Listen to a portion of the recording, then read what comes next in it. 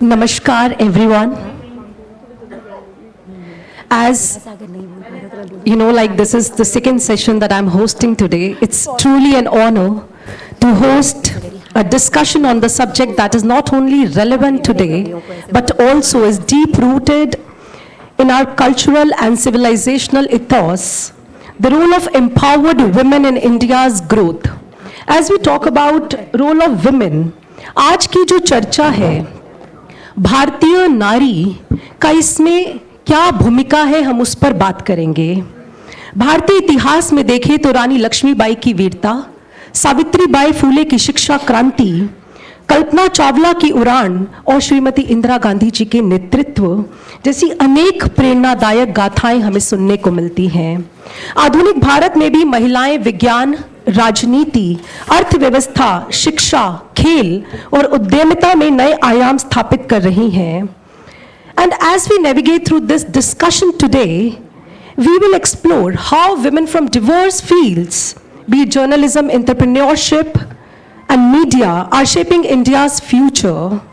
These remarkable women on panel today have not just broken barriers, but are also paving way for many more to follow. So to start with, I would like to introduce my panel, Dr. Janice Darbari.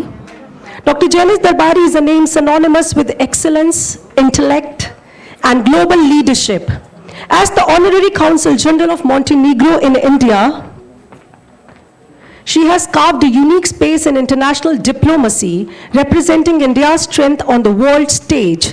A renowned author, literary scholar, classical arts enthusiast, and social activist, her contributions span across diverse fields, making her a true visionary. We welcome you, Dr. Janice Darbari. It's an honor to have you with us, as people call her Her Excellency. And not only that, I'd like to tell you something very beautiful about her. Yesterday I was talking to her, we were having a chit chat over the phone, and when I got to her about her beautiful book that she has written, she spoke to me about a spiritual blast. I'd like to talk to you about that today, definitely. And it's an honor to have you here with us today on the panel. Now moving ahead, I'd like to call upon Kiran Chopra ji. I guess Kiran Chopra ji needs no introduction, but like the ritual goes to introduce the panel, I would say she is a visionary in journalism and social welfare. In the ever-evolving world of media, where news shapes public opinion and influences society, few leaders have upheld the true essence of journalism with unwavering integrity. Kiran Chopra ji, the director of Punjab Kesari, is one such beacon of excellence. A dedicated journalist and an inspiring leader, she has guided one of India's most respected newspapers through changing times, ensuring it remains a trusted voice of the people. Please welcome Kiran Chopra ji with a huge round of applause. देखिए, मुझे ऐसा लग रहा है कि आपका जो उत्साह है वो कम हो रहा है. ऐसा होना नहीं चाहिए. जो हमारी फर्स्ट पैनल डिस्कशन थी उसमें सबने अपना बहुत उत्साह दिखाया था, तो उसी उत्साह को बढ़ाते हुए let's maintain the energy, enthusiasm and exuberance of this hall. Please give a huge round of applause for all the panelists that have come here. Now I would request Pooja Nagdev ji to please come on the stage. Pooja Nagdev ji, as I call her, a womanpreneur. We call entrepreneur. She's a womanpreneur.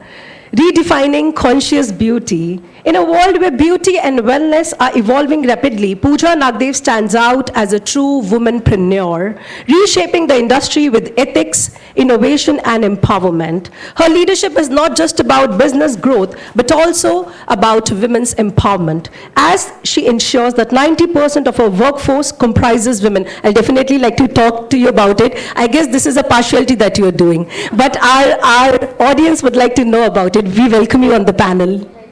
And now, I would like to welcome somebody who's a voice of political journalism, somebody who inspires the younger generation, somebody who has always inspired women around her, Smriti Rastogi ji. Smriti Rastogi ji has carved a niche with a deep political insights and impactful storytelling. As a political editor at Dainik Jagran Digital, she has led powerful debates, engaged in thought-provoking discussions and pioneered Jagran Manthan, a highly regarded interview and podcast series. Her expertise covers political and social analysis, media anchoring, and digital content creation. A versatile and experienced anchor, she has led impactful news debates, panel discussions with the signature depth and clarity, and she's been recipient to many awards and many accolades. We welcome you, Smriti ji. It's an honor to have you here with us today. And I guess we're waiting for one more panelist, Charu Pragya ji. I guess she's on her way, Ravindra ji. She's on her way. Let her come, and meanwhile, let me start. Because since Dr. Janice Darbari ji is here, and she has a vast and vivid experience of global change, a woman of substance, a woman who has led India on many, many plethora of stages. And Dr. Janice Darbari, I myself am a woman. And you know, I know how challenging it is for a woman to stand up for herself in this world, though we call कि आज हम equal हैं. हम ऐसा बोलते हैं कि equality है, आज समाज में परिवर्तन आ भी रहा है, पुरुष प्रधान समाज से थोड़ा सा हटकर हम नारी प्रधान की ओर बढ़ रहे हैं, 21वीं शताब्दी है. But I would definitely like to hear it from you, a woman of substance, a woman who has so much experience to her credit. Please explain how difficult it was for you to represent India as you represented India on different platforms, United Stations, and now you are Honorary Consulate General to Montenegro also. So please, I would like to hear it from you. आपका जो भारत के प्रति नजरिया है, वो कैसा रहा जब आप बाहर गई? लोगों ने आपको किस दृष्टि से देखा? And how you feel being an Indian woman, I would rather say. Please. Sure. Thank you for inviting me to this program. And thank you for honoring me to be sitting with all you very famous women.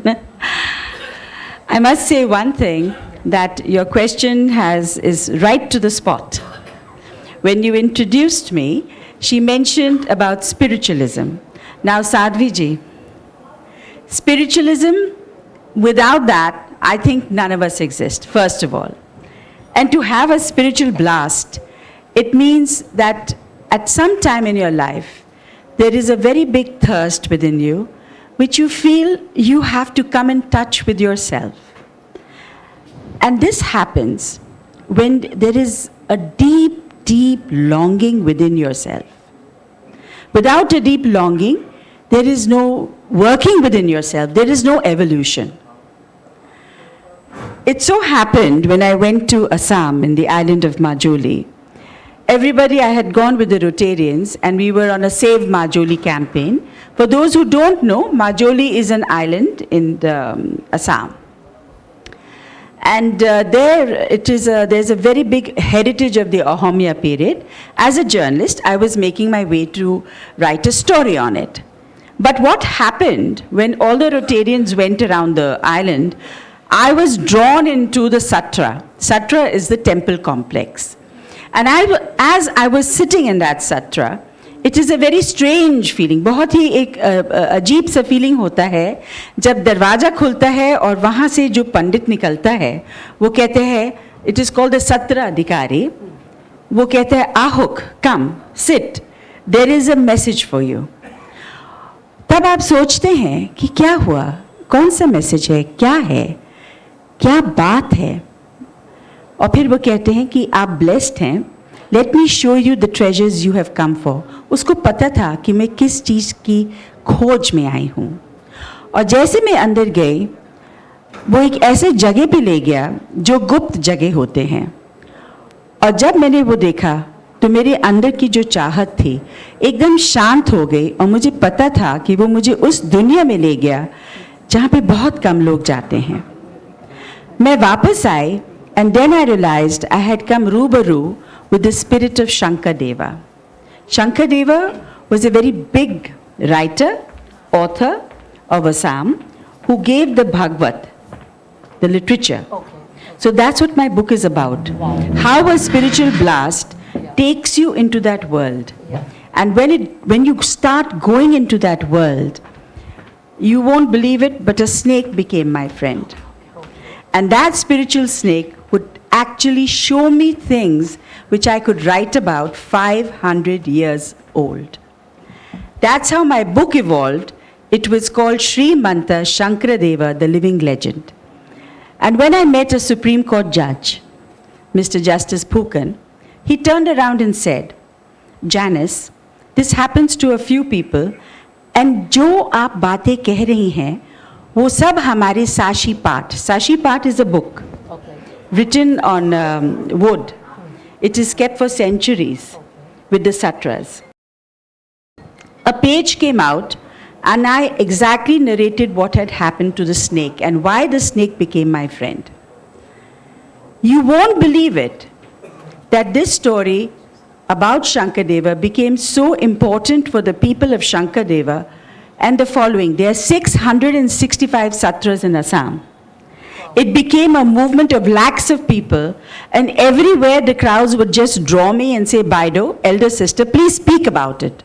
We are understanding you, and we understand that you have a message for us. At that time, there was a unified command in Assam where the Ulfa was rampant, and people were frightened even to talk to each other that who would get shot. I'm taking you back to 1998.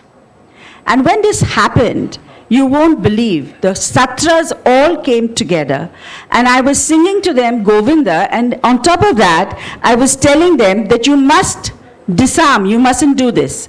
So General Shekhatkar, who was there, he said, what you are doing, I do not understand, but I would now like to go into the Barpeta Satra. And when he said that, General Sahab, I said, General Sahab, you will have to not be in uniform. They will welcome you, and I'm quite sure the problem of the Ulfas will now be over. Wow. And it happened. And when it happened, everybody sat back and said, what happened? They couldn't believe it. I was on Doordarshan. They said, you are the daughter of Shankadeva. And I knew within myself, it was my longing for peace. It was the longing of millions of people, because I was literally with my pallu of my sari, wiping tears off the eyes of children who had died in Assam. And when their parents would narrate to me and say, this is what's happened, it was an unusual destiny of an unusual person walking to Assam, who was not an Assamese. No, of course. And here I was telling them what to do. It became, of course, a very big thing, a very big reason for the peace accord to be created once again, for the Ulfa to surrender, and lots of things happened. But then I realized, when I went to United Nations, there was another message coming from the spiritual world, and this time it was towards world peace. I became the special emissary of Macedonia to India. Now just look at the destiny of a person. It is like a book opening in front of your eyes. Life is like a book. हर एक पन्ना आपके लिए लिखा गया है.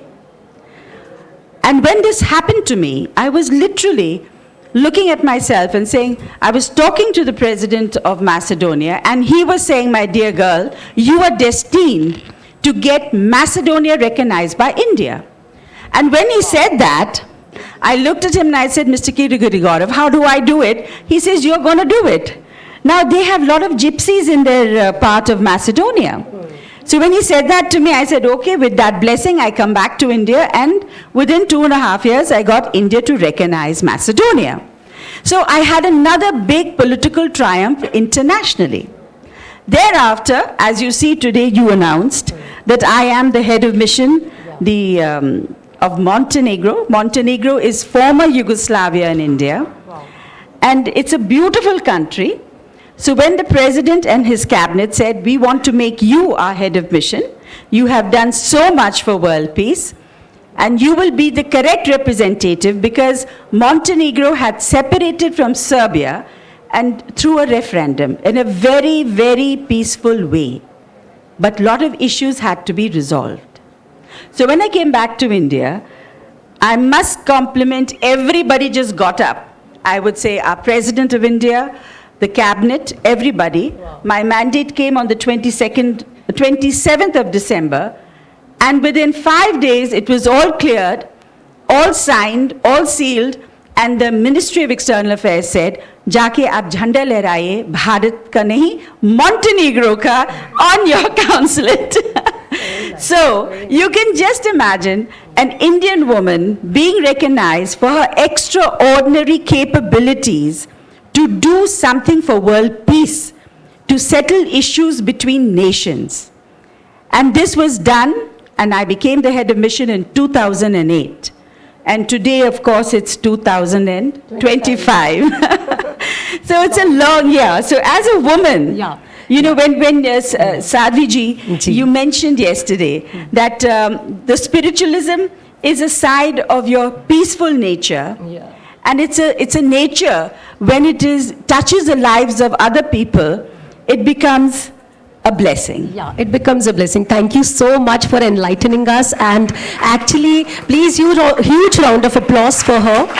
Because, you know, Dr. Janice Darbari, it's a tough situation for me today. I would really confess it because I've always given interviews and today I'm taking yours. It's a very tough situation, but now, Smriti, I understand your pain and your effort that you make. So, moving ahead, I would like to introduce you to someone who embodies modern Indian woman, who is fearless, who is intellectual, and who is deeply rooted, committed to Indian value system, Charu Pragya ji. Charu Pragya ji, we were waiting for you since long. It's okay, but that's okay. So to tell you about Charu Pragya ji is a dynamic lawyer, politician, and a powerful voice in Indian governance. A leading spokesperson for the BJP, she articulates the party's vision on governance, policy, education, foreign affairs, and civic issues on national television daily. Who knows better than us? I've joined her in many debates and discussions. You are voice of Indian woman, I would say. And welcome to this panel. And I would ask you now, because people are waiting to hear about India's political situation also, since we have two politicians within us today, and we are fortunate that they graced our event. Talking to you about women's governance and policy making, Charuji, as a lawyer, politician, and policy advocate, you've been at the forefront of governance discussions. How can more women be encouraged to actively participate in politics today? My question. My another question to you is, आपकी सरकार ने बोला कि 33% reservation कर देते हैं महिलाओं के लिए. 33% क्यों, 50% क्यों नहीं? मेरा आपसे भी प्रश्न है, आप दोनों हमारे सामने बैठे हैं, कभी मौका मिलेगा तो इंडिविजुअल भी आपसे पूछेंगे.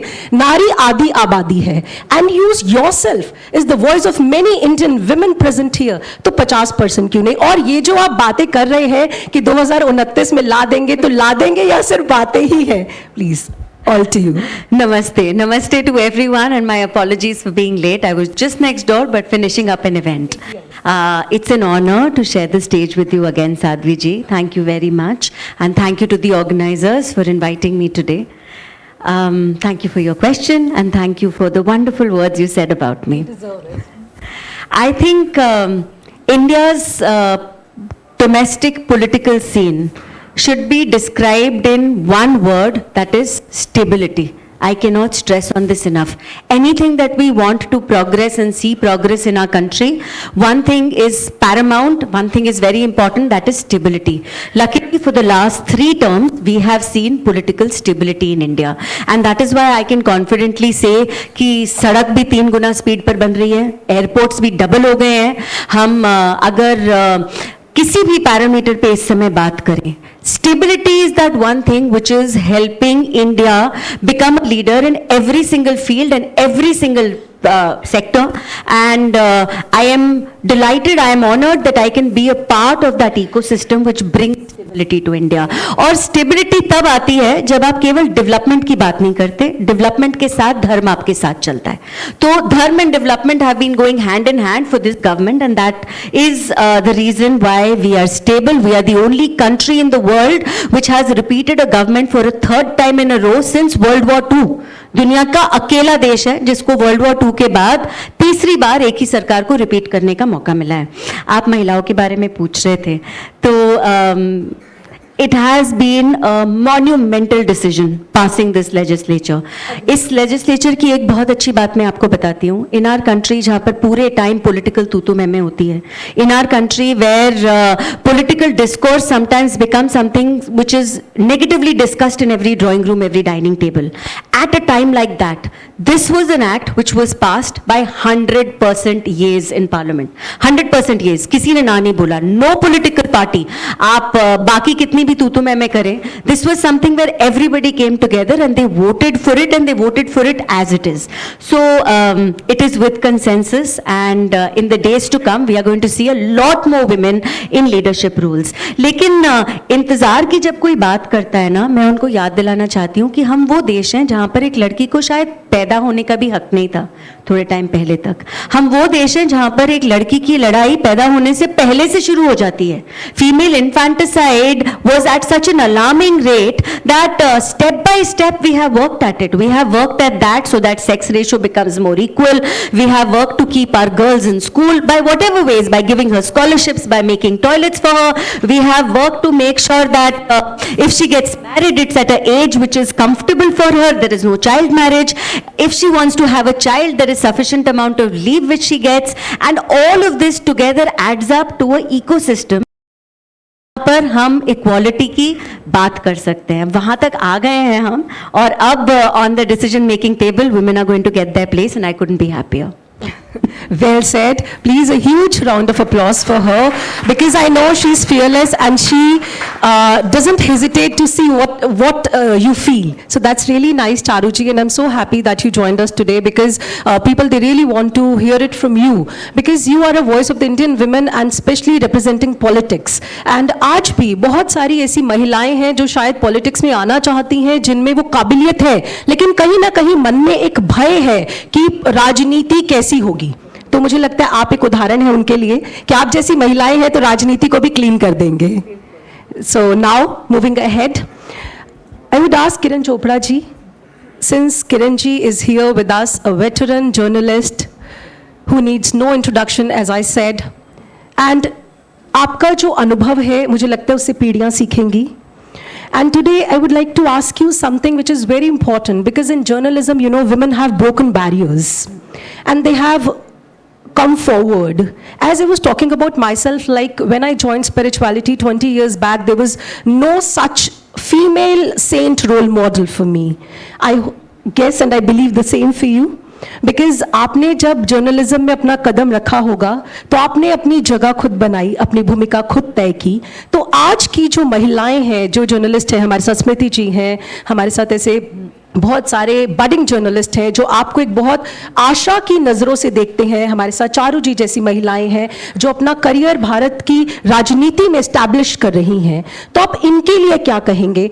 How women can break the barriers, और जो चैलेंज, जो चुनौतियां आपने इस सफ़र में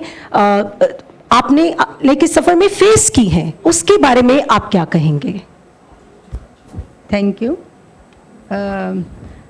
I must tell you कि we are now driving force behind every significant change in the society. और जो आप पूछ रही हैं कि चुनौतियाँ, या जो मैं काम कर रही हूँ या जर्नलिज्म में आई, तो चुनौतियाँ पहले थी, अब हैं और आगे भी आने वाले समय में होंगी. पर हम लोग इतने विमेन आर सो पावरफुल, और हर चुनौती को सामना करने के लिए वो तैयार हैं और सक्षम हो चुकी हैं अब. क्योंकि अगर आप मेरे को देखें तो मैंने जर्नलिज्म को भी पॉजिटिव वे से सबके लिए यूज़ किया है जर्नलिज्म को. क्योंकि हमेशा अक्सर यही कहा जाता है कि जो जर्नलिस्ट हैं या अखबार के owner, I am owner of the newspaper also, तो वो कहते हैं कि ये तो बस खबरें नेगेटिव लगाते हैं या किसी का वो लगाते हैं. तो मुझे लगता था कि बीइंग ए वुमेन, मैंने समाज की, सोसाइटी की वीक पॉइंट्स को देखा और उसके लिए काम किया. That was big challenge for me. Like मैंने देखा कि हमारे देश में सीनियर सिटीज़न के लिए कोई जगह नहीं थी. Since 21 years I am working for senior citizen, और पॉजिटिव उनके लिए एटमॉस्फेयर क्रिएट किया, पॉजिटिवनेस उनके लिए क्रिएट की. घरों में भी और समाज में भी। क्योंकि जब मैंने स्टार्ट किया था ये काम तो सभी कहते थे किरण ये क्या काम कर रही है, घर में एक बुढ़ा नहीं संभाला जाता तो इतने बुढ़ों का क्या करेंगे। तो मैंने इस चैलेंज को एक्सेप्ट किया और बुज़ुर्गों के लिए एक्टिविटीज़ स्टार्ट की और वर्ल्ड में पहली बार मैंने स्टार्ट किया adoption of senior citizen. It doesn't mean कि उनको घर लेके जाना है, उनके लिए खाने और दवाई के पैसे दो, वो अडॉप्शन है और वो ताकि अपने घरों में रह सके। क्योंकि मेरे पास बच्चे आते थे, वो कहते थे कि महंगाई है, हम अपने माँ बाप को घर नहीं रख सकते, आप ओल्ड होम बता दीजिए। तो मैंने कहा नहीं, ये अपने घर ही रहेंगे, हम इनको अडॉप्ट कराएंगे स्पन लोगों से। और आप मानेंगे कि मैंने लिखकर बोलकर हर जगह बात कर कर के इस व्यूज़ को चेंज किया कि लोगों को कि जो बुढ़ापा है वो या सिर्फ भक्ति करने का है या घर के कोने में बैठ जाओ और या तीर्थ स्थान कर लो। तो मैंने इस कॉन्सेप्ट को चेंज किया कि ये रिटायर्ड उम्र नहीं है, रीट्राई करने की उम्र है। और सारी उम्र इन्होंने समाज के लिए, अपने परिवार के लिए, अपने बच्चों के लिए कुछ ना कुछ किया। अब समय है इनका एंजॉय करने का। तो मेरे जो मैं प्रोग्राम चलाती हूँ सीनियर सिटीजन्स का, 23 ब्रांचेस हैं ऑल ओवर इंडिया और उसमें जो 60 से ऊपर 70+, 80+, 90+ लोग हैं और उसमें एक्टर भी हैं, डायरेक्टर भी हैं और सब कोई किसी से कम नहीं है। और अपना जो भी उनका शौक अधूरा रह गया वो उसको पूरा करते हैं। तो मैं तो कहूँगी, जब हम कहते हैं या देवी सर्वभूतेषु शांति रूपेण संस्था नमस्ते नमस्ते नमो नमः और या देवी लक्ष्मी, सबको हम बोल लेते हैं। तो महिला जो है सदियों से पावरफुल थी, पावरफुल है और पावरफुल रहेगी। हाँ, बीच में पहले जो काल था युद्ध वेद में और 24 महिलाओं का लेख आता है और कई गीता में भी आता है, महाभारत में भी, हर जगह आता है। मध्यकाल आया जब डॉरी के लिए या एक्सप्लॉयटेशन के लिए महिलाओं का बुरा हाल था। अब वो समय नहीं है, अब महिलाएं जागृत हो चुकी हैं। जैसे अभी इन्होंने बताया you are the voice of women, तो मुझे बहुत अच्छा लगा। तो अब महिलाएं अपनी आवाज़ उठाना जानती हैं, अपनी समाज की बुराइयों को पहचानती हैं, समाज की चुनौतियों को पहचानती हैं और आगे बढ़ने के लिए सक्षम है। वो किसी से कम नहीं है, वो पुरुषों से कंधा मिलाकर चलती हैं। इससे बड़ी और क्या बात हो सकती है कि एक लड़का 250 के साथ बारात लेकर आता है कि लड़की अकेली उसके साथ जाती है। इससे बड़ी बहादुरी की बात तो हो नहीं सकती। और उससे भी बड़ी बात कि हमारे रिलीजन में आप देखो कि महिला ही है जो शेर की सवारी करती है। कोई कर सकता है पुरुष शेर की सवारी? ना कोई फोटो है ना कुछ है, हमारे तो है ना सब कुछ। तो महिलाएं सदियों से पावरफुल रही हैं, चाहे वो धार्मिक वह हो या सामाजिक हो, पॉलिटिकल हो। हमेशा जो आज़ादी की भी लड़ाई लड़ी गई उसमें भी महिलाओं का योगदान रहा। महारानी लक्ष्मीबाई, सरोजनी नायडू, सीता भाभी, कई दुर्गा भाभी, बहुत सारी महिलाएं थी जिनका देश की आज़ादी में भी योगदान था। Even I belong to freedom fighter family, जो मेरे great grandfather in law, father in law दोनों ने आज़ादी की लड़ाई के लिए लड़ाई लड़ी, 16 साल जेल रहे। तो मैं सोचती हूँ कि उनका जो योगदान था देश की आज़ादी के लिए 16 साल जेल का, उनकी पत्नी का उनसे भी ज़्यादा था, जिन्होंने पति के बगैर 16 साल काटे और कैसे घर चलाया होगा, कैसे उनको टॉर्चर किया होगा। उनका योगदान जो था वो बहुत बड़ा योगदान था। उसके बाद उन्होंने देश की एकता और अखंडता के लिए जान दे दी, वो शहीद हो गए।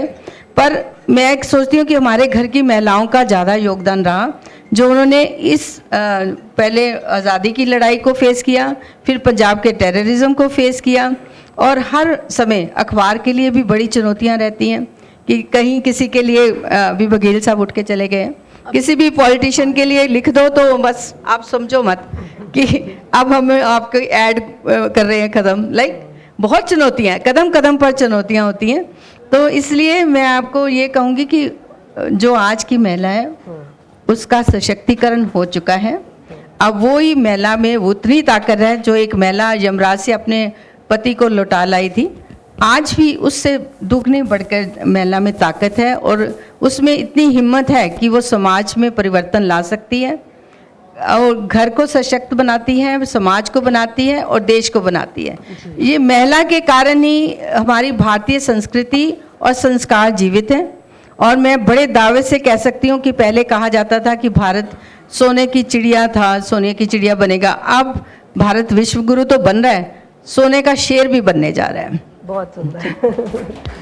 Thank you so much, Kiran ji. As we are running short of time, I would just come to पूजा नागदेव जी। और मुझे लगता है कि हमारे दोनों मंत्री यहीं पर हैं।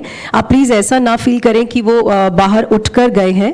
मैं रिक्वेस्ट करूंगी रविंद्र जी से। रविंद्र जी, हमारे पैनलिस्ट को ऐसा लग रहा है कि मंत्री जो दोनों हैं हमारे सेंटर मिनिस्टर्स, वो उनके डिस्कशन से I guess they are out for some interview.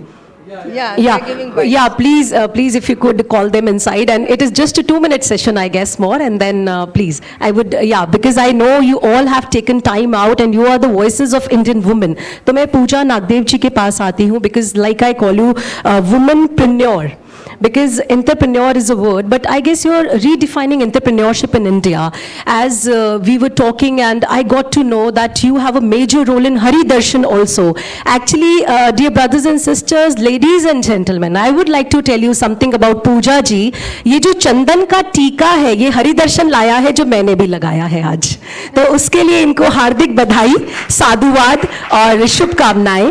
And she is also the owner and director of a Ayurveda brand in Atur, and she believes that self-care is necessary and not a luxury. So coming to you, पूजा जी, जैसे कि मैंने आपसे शुरू में कहा था कि 90% आपके यहाँ पर जो वुमेन है, वुमेन एम्प्लॉयज हैं, तो पहले तो ये पार्शियलिटी क्यों, I am happy about it, but ये मैं ज़रूर जानना चाहूँगी। And I would definitely like to know about your journey and how could you motivate young womenpreneurs to come forward and lead the country, please. Firstly, it's an honor to be on the stage with all you women, so powerful and so strong. And thank you so much for such a great introduction. I am a woman entrepreneur. Yes, I am putting in my bits in terms of bringing in new products or taking Ayurveda, Indian Ayurveda, to another level. So, am I audible? Yeah. And thank you, thank you to the organizers for organizing this. And the question that you have, that 90% Indian women working with in Atur and with Hari Darshan, it's not 90 exactly, it's a little less than that, it's about 80%. We are women. Yes, that matters a lot. Women are, because 80% women are, it's...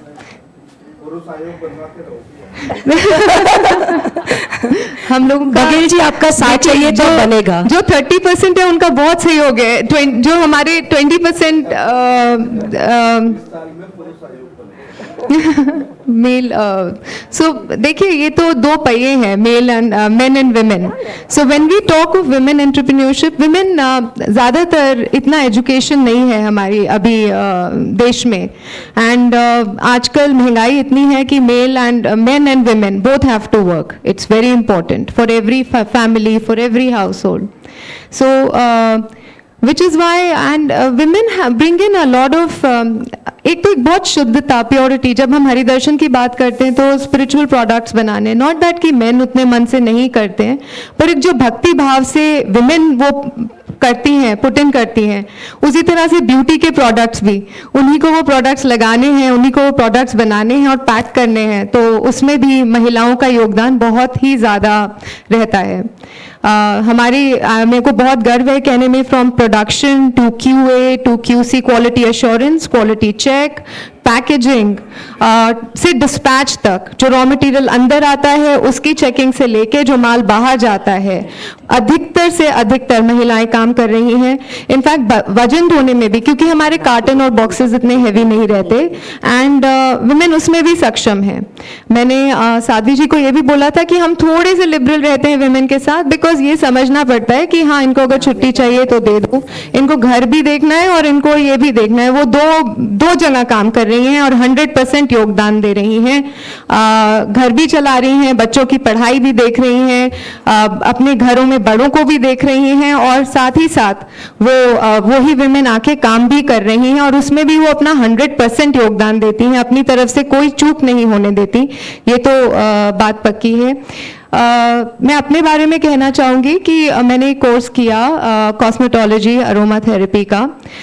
शुरू में मैं बहुत विदेश यात्रा करती थी और जब बाहर जाती थी तो देखती थी कि हमारे प्रोडक्ट बाहर की विदेशी कंपनियां यूज़ कर रही हैं, आयुर्वेदिक प्रोडक्ट, चाहे बॉडी शॉप कंपनी हो, आविदा हो। मुझे लगा कि ये प्रोडक्ट हम एक्सपोर्ट कर सकते हैं, आंवला हमारा है, भृंगराज हमारा है, तो ये तेल, ये सब चीज़ें हम क्यों नहीं बनाते।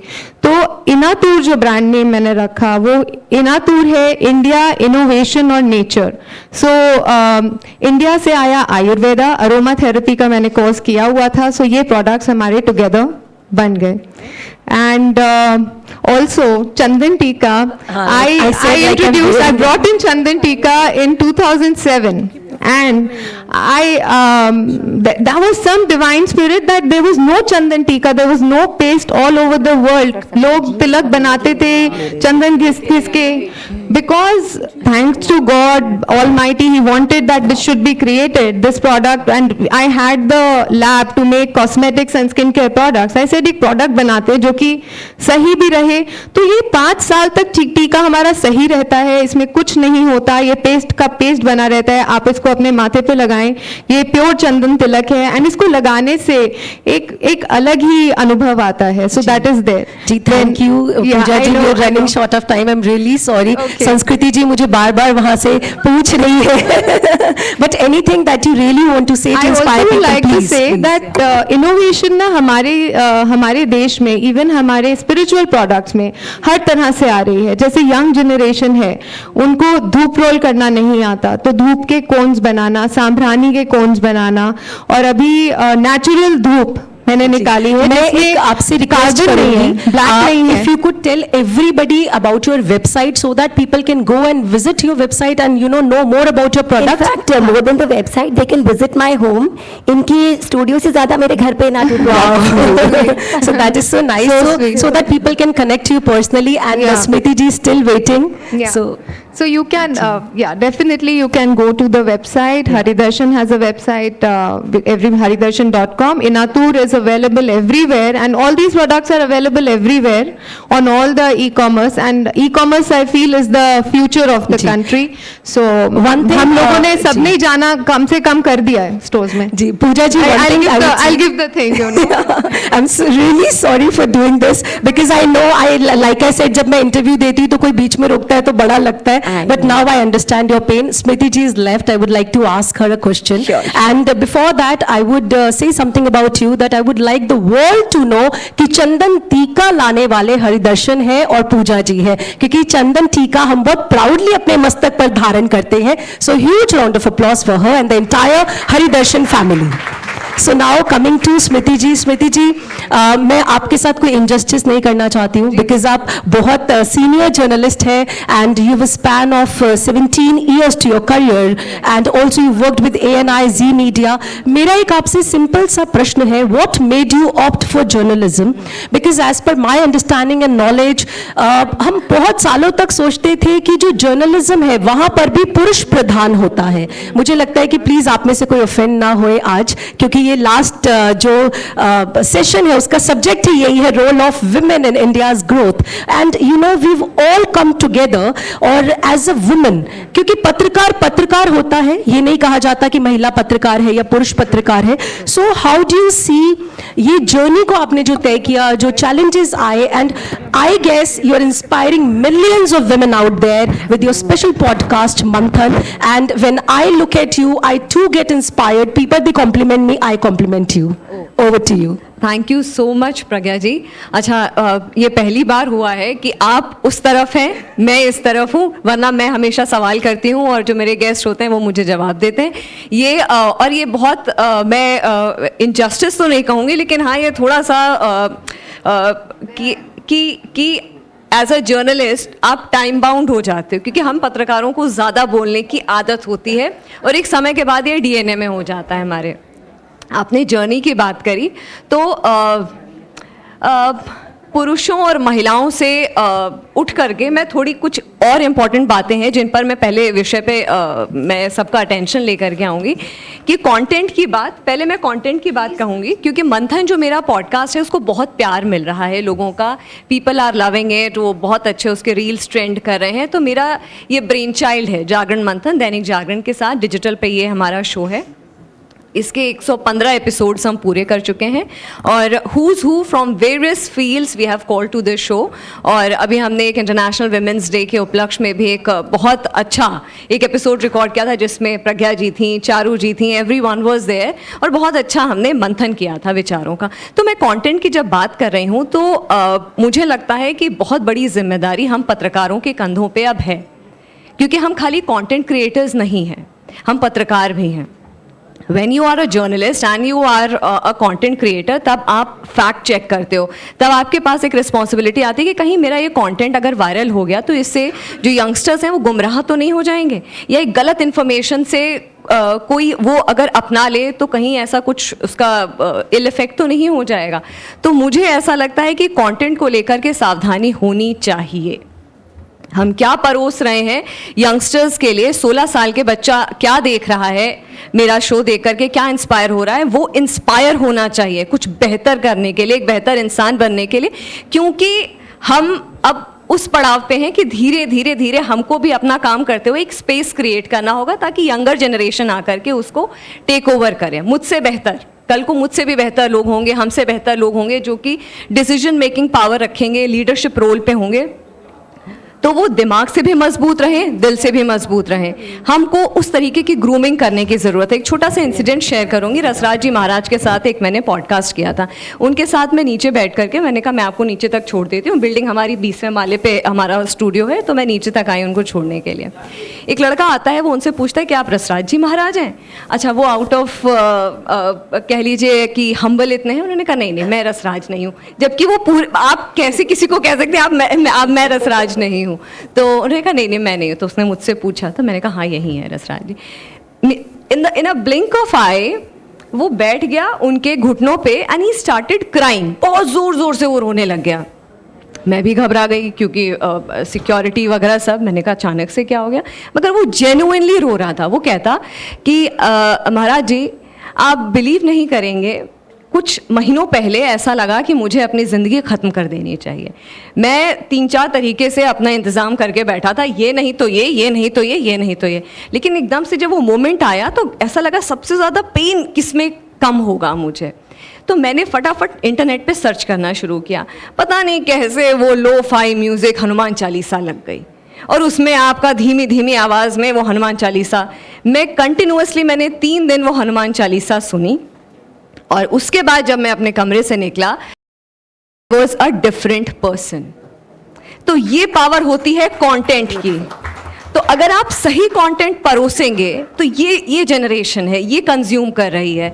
बहुत सारे ऐसे बुजुर्ग हैं जो घर पे खाली बैठे हुए हैं, वो आगे रील्स फॉरवर्ड करते हैं, वो वीडियोस फॉरवर्ड करते हैं। उनके पास भी ऐसा कंटेंट जाना चाहिए जिसको वो फॉरवर्ड करें, चाहे वो अपने बच्चे हों, जो भी हों, अपनी सोसाइटी में उनके ग्रुप में कुछ हो, उनको भी सेंस बनाना चाहिए। रही मेरी जर्नी की बात, तो बहुत ही अच्छी, बहुत ही इंस्पिरेशनल जर्नी थी। हाँ, इंसान इवॉल्व होता है हर पड़ाव पे अपनी ज़िंदगी पे। मैं भी एक एज अ बाकायदा एक जर्नलिस्ट मैं भी इवॉल्व हुई, और इवॉल्व होने से ज़्यादा देखिए, जब आप 20 साल के होते हैं तब की परिपक्वता, और अब जब आप कुछ 20-30 साल बाद जो आप होते हैं तब की परिपक्वता में बहुत ज़मीन आसमान का अंतर होता है।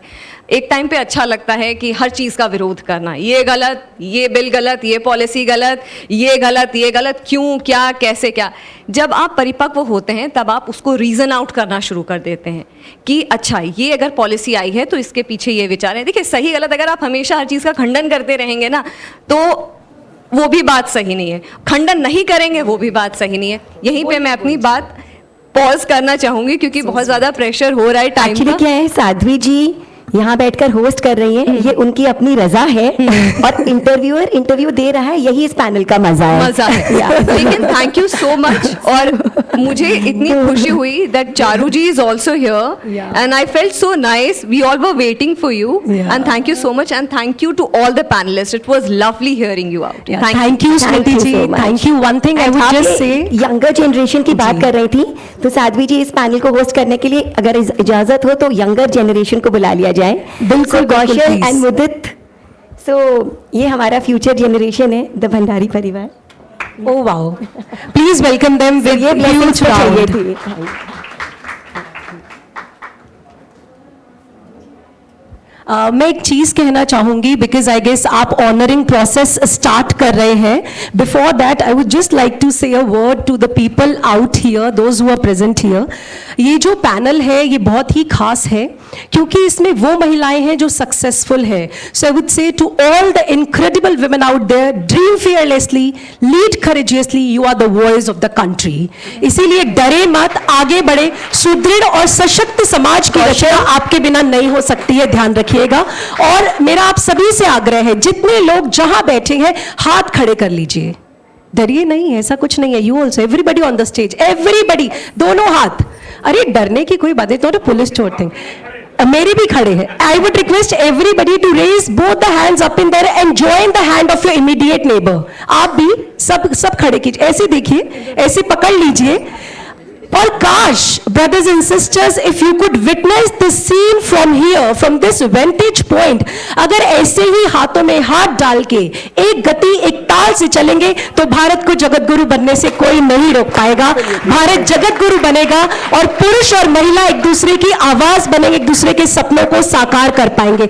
एंड थैंक यू भारत निर्माण foundation and Bhandari family for giving everybody a chance to speak up their voice. Thank you once again. God bless you. Lots of blessings, lots of love. Thank you.